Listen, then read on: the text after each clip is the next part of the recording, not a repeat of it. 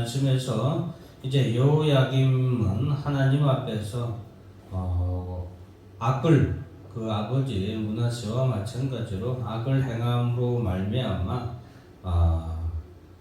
그 조상의 반열에 악한 왕으로 이름을 올리게 됩니다. 여호야김 시대에 바벨론 왕 느부갓네살이 올라왔는데 여호야김이 이때 느부갓네살 왕을 배반함으로 말미암아 결국에는 하나님 앞에서 그가 또한 벌을 당하게 됩니다.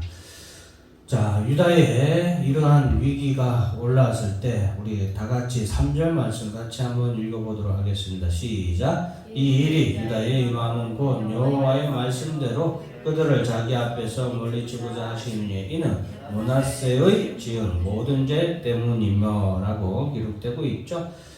조상인 므낫세의 지은 죄가 하나님께서 그 당대에는 당장 이렇게 심판하지 않으시지만 결국에는 하나님의 때가 이르러서 이렇게 심판하시고 하나님의 때가 이르렀을 때에 하나님께서는 반드시 그 죄에 대한 심판을 이행하신다라는 것을 우리는 꼭 기억해야 되겠습니다. 그래서 오늘 열왕기하의 이 마지막 말씀을 우리가 살펴보는데 이 마지막 말씀 가운데 두 번이나 여호와의 말씀대로 이루어졌다라는 언급을 성경에서 하고 있습니다. 그만큼 오늘 본장의 내용은 이때 동안 하나님께서 이스라엘 백성들에게 예언하시고 말씀하시고 경고하셨던 내용들이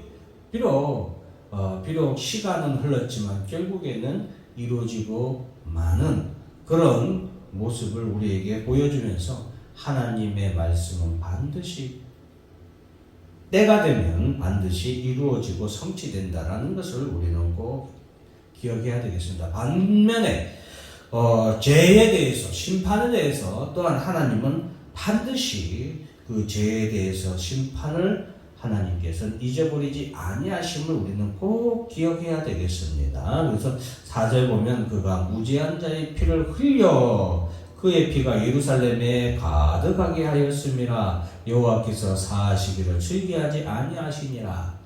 여러분, 우리가 악을 행할 때 굉장히 위험한 것 중에 하나는 무엇이냐? 악을 행하고도 하나님 앞에 죄를 범하고도 우리가 어떤 벌도 받지 않을 때가 가장 위험하고 가장 우리가 조심해야 됩니다. 여러분, 우리가 사람과의 관계에도 그렇죠. 사람과의 관계에서도 내가 누군가에게 분명히 나쁜 짓을 하고 잘못을 저질렀을지라도 그 일에 대한 어떤 당연히 받아야 되는 벌을 받지 않을 경우 우리는 참 자신이 어떤 죄를 저질렀는지 잊어버리기가 참 쉽습니다. 최근은 아니지만 우리나라에서 넷플릭스라는 OTT에서 유행했던 더 글로리라는 드라마를 많은 분들이 보셨을 거예요. 그 드라마에서 보면 학교 폭력을 가하는 여러 친구들이 학교 폭력을 가함에도 불구하고 자신들에게 어떤 자신들의 잘못에 대한 어떤 심판이 이르지 않기 때문에 그들은 자신들의 죄에 대해서 뉘우치지도 않잖아요. 그런 경우가 바로 우리가 가장 조심해야 됩니다. 므낫세도 그렇고 오늘 본문에 나오는 여호야김 이런 악한 왕들 백성들의 무수한 피를 무죄한이라고 해서 무죄한 죄를 짓지 아니한 자의 피를 흘렸다 이 말이죠. 그 피에 대해서 하나님은 바로 응징하지 않으실 때도 있다는 것을 우리가 알아야 돼요. 그러나 그 피에 대한 하나님의 심판은 반드시 이루어지고 대가를 치를 때가 오게 된다는 사실을 우리는 꼭 기억해야 되겠습니다. 그래서 우리 믿는 성도들은 무죄한 자의 피를 흘려서는 안 되고 당연히 우리는 모든 일에 선을 행하기 위해서 힘써야 되겠죠. 반면에 또한 우리가 하나 알아야 될 것은 이와 마찬가지로 하나님이 죄에 대한 심판도 결코 잊어버리지 아니한 만큼 하나님이 선한 일에 대한 상급도 결코 잊어버리지 않는다라는 사실을 우리는 또한 기억해야 됩니다. 모든 것이 바로 상급을 주는 경우도 있지만 바로 상을 주지 않는 경우도 있습니다. 그러나 그 모든 것이 반드시 하나님이 상을 주실 때가 또한 이르는 그 때가 이르면 하나님은 상을 베푸신다라는 것을 또한 우리는 믿고, 그래서 우리 그리스도인들은 삶 가운데서 바로 이러한 부분을 삶에 반드시 실천을 해야 되는데, 그 첫째는 선을 행함에 있어서 당장 우리가 선을 행한 것에 대한 어떤 이로운 대가를 우리가 하나님께 상을 받지 못할지라도 하나님께서는 반드시 이것에 대해서 우리에게 복을 주실 줄로 믿고 상 주심을 믿고 우리는 끝까지 선을 행하기를 힘써야 되는 것이고, 또 하나 이제 반면에 동전의 양면과 같이 우리는 죄에 대해서 하나님은 반드시 심판하시는 하나님이라는 것을 반드시 우리가 믿고, 죄에 대해서 우리는 단 하나의 죄에 대해서도 죄를 범하지 않도록 힘써야 되고, 만약 우리가 죄를 지었다면 우리가 사람이다 보니까 또 실수할 수도 있고, 나도 모르게 누군가를 막 욕하고 나도 모르게 누군가를 갖다가 이렇게 시기하고 질투하고 미워하고 또 나쁜 일을 행할 수도 있잖아요. 거짓말할 수도 있고. 그런 죄를 저질렀을 때에 우리는 하나님 앞에 회개하고 그 죄에 대해서 용서해 주기를 기도해야 됩니다.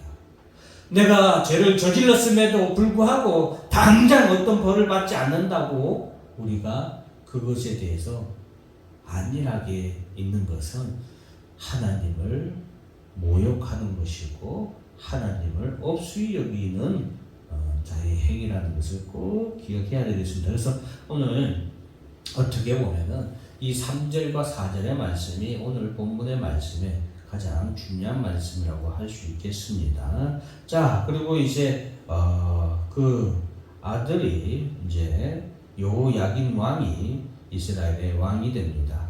여호야긴 왕도 그 아버지와 더불어서 여호와 보시기에 악을 행하였다라고 기록하고 있습니다. 오늘 본문에 보면 바벨론의 왕 느부갓네살이 예루살렘에 와서 이 예루살렘을 파괴하고 예루살렘을 정복하는 내용이 있는데, 때로는 하나님께서는 이렇게 믿지 않는 자를 통하여서 교회와 성도들을 이렇게 핍박하고 점령하도록 하실 때도 있다라는 것을 또한 우리는 알아야 됩니다. 그러면 그것은 하나님의 뜻이 아니냐? 아닌 게 아니라는 거죠.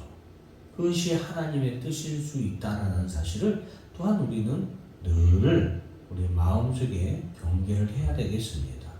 하나님의 백성들이 하나님의 말씀에 잘 귀를 기울이고 하나님의 말씀, 하나님의 뜻이 무엇인지 잘 파악할 때는 괜찮지만, 하나님의 백성들이 하나님을 떠나서 하나님의 뜻을 깨닫지 못할 때는 이렇게 세상의 사람들, 세상의 권력들, 악한 자들을 통하여서 성도들과 교회들을 때로는 이렇게 교훈하시고 징계하시는 경우도 있다는 것을 우리가 또한 알아야 되겠습니다. 이 당시에 이제 이 느부갓네살 왕이 예루살렘 유다를 침범해서 수많은 사람들을 사로잡아 갔습니다. 자, 13절 말씀 같이 한번 읽어볼까요? 시작. 그가 여호와의 성전의 모든 보물과 왕궁 보물을 집어내고 또 이스라엘의 왕 솔로몬이 만든 것 없고 여호와의 성전의 금그릇을 다 파괴하였으니 여호와의 말씀과 같이 되었더라. 이 말씀이 중요하다고 그랬죠. 그래서 그 모든 것이 여호와의 말씀과 같이 되었다. 자, 그리고 우리가 또 하나 알아야 되는 것은 여호와의 성전의 모든 것이 다 금그릇을 비롯한 이런 것들이 다 파괴되고, 또 그 땅의 백성들과 14절 보면 모든 지도자와 모든 용사, 만명과 모든 장인과 대장장이를 사로잡아가매 비천한 자 외에는 그 땅에 남은 자가 없었더라. 여기서 우리가 또 하나 알아야 될 것은 하나님이 우리에게 주신 것을 통하여서 하나님께 영광을 돌릴 때 하나님은 우리에게 더 많은 것으로 더 풍성히 베푸십니다. 그러나 하나님이 우리에게 주신 것으로 우리가 하나님을 영화롭게 하지 않을 때에는 하나님께서는 우리가 그 가진 것마저도 빼앗아 가실 때가 있다라는 사실을 꼭 기억해야 되겠습니다. 그래서 예수님께서도 달란트 비유를 통하여서 수고하고 주인을 위해서 수고하고 힘쓴 그런 착하고 충성된 종에게는 더 많은 것으로 풍성히 은혜를 베푸시고 맡기시지만 주인을 위하여서 일하지 않은 사람에게는 그 가진 것마저도 빼앗아서 슬피 울고 후회하게만 될 때가 온다라고 우리에게 경계의 말씀을 전하고 있습니다. 그래서 우리 성도들과 교회도 마찬가지입니다. 하나님이 우리에게 주신 것으로 우리가 하나님의 영광을 위해서 사용하기를 늘 힘써야 되고, 그러할 때 하나님은 이 모든 것에서 풍성한 은혜와 또 물질도 하나님, 사람도 하나님께서 더하십니다. 이 물질, 이 사람, 하나님의 영광을 위하여서 정말로 제대로 사용하지 않을 때에 하나님은 이렇게 다 거둬가신다라는 사실을 우리가 알아야 되겠습니다. 그래서 16절에도 용사 7,000명과 장인과 대장장이 1,000명 곧 용감하여 싸움을 할 만한 모든 자들을 바벨론 왕이 바벨론으로 사로잡아 가게 되었다라고 말하고 있습니다.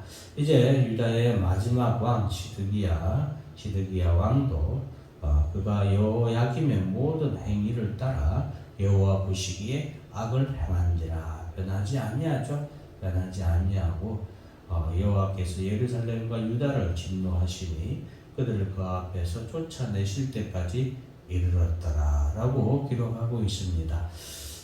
우리가 하나 또 하나 우리가 늘 조심해야 될 것이 뭐냐? 가장 무서운 심판은 하나님께서 우리를 내버려 두시는 거예요. 하나님이 우리를 내버려 두시는 게 가장 무서운 심판이라는 것을 우리가 알아야 됩니다. 신학 용어로는 그것을 유기라고 합니다. 유기, 내버려 두는 것을 유기라고 하는데, 이 하나님의 유기는 불신자들, 믿지 않는 자들에게 하나님의 유기가 이루어집니다. 물론 하나님을 믿는 성도들에게는 하나님은 결코 내버려 두지 않습니다. 그러니 제가 여기서 여러분들이 하나 기억하라고 말씀드리는 것은 무엇이냐? 우리가 어떤 일을 잘못했을 때, 우리가 어떤 죄를 저질렀을 때 하나님께서 나를 징계하시고 나에게 어떤 환난과 고난과 핍박과 심지어 죽음의 위협까지도 그것을 통하여서 우리가 하나님 앞에 회개하는 기회가 온 것을 우리는 하나님 앞에 도리어 감사할 줄 알아야 합니다. 그래서 사도 바울도 아버지가 그 자식에게 징계를 내리지 않느냐라고 말한 것처럼 우리는 하나님께서 때때로 우리가 잘못된 길을 걸어갔을 때 우리는 그것이 잘못된 길인지도 모르고 걸어갈 때가 있잖아요. 그런데 그러한 때 우리에게 하나님께서 벌을 내리시고 징계를 내리시는 것에 대해서 우리는 도리어 감사하게 여기는 그런 믿음의 또한 성숙한 그런 믿음의 소유자가 되시길 바랍니다.